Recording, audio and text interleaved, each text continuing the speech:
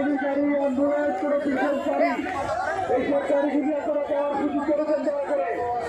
আমরা এসেছি শান্তিপূর্ণভাবে আমাদের অধিকার আদায় করার জন্য।